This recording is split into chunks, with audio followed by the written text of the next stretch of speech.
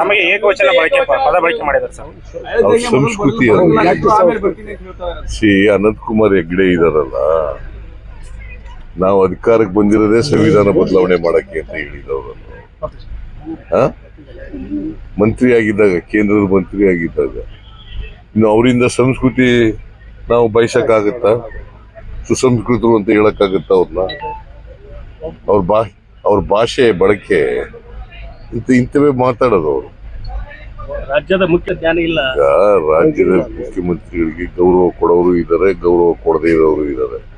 ರಾಜಕೀಯವಾಗಿ ಮಾತಾಡೋರ್ನ ಗೌರವ ಕೊಡಿ ಅಂತ ಕೇಳಕ್ಕಾಗತ್ತಾ? ಅವರು ರಾಜಕೀಯವಾಗಿ ಅಶ್ಲೀಲ ಪದಗಳು ಬಳಸಿದ್ರೆ ಅವರ ಘನತೆಗೆ ಕುಂದು ಬರ್ತದೆ ಅಷ್ಟೇ. ನನಗೇನಾಗಲ್ಲ. ಅವರು ಮಾಜಿ ಕೇಂದ್ರದ ಮಂತ್ರಿ ಆಗಿದ್ದವರು. ಅವರು ಯಾವ ಭಾಷೆ ಬಳಸಬೇಕು ಅಂತಕ್ಕಂಥದ್ದು ಅವ್ರಿಗೆ ಗೊತ್ತಿಲ್ಲ ಅಂತಂದ್ರೆ ಅವರು ಸುಸಂಸ್ಕೃತರಲ್ಲ, ಮನುಷ್ಯರಲ್ಲ, ಅಮಾನವೀಯವಾದಂಥವ್ರು ಅಂತ ತೋರಿಸಿದ್ರು ಅಷ್ಟೇ.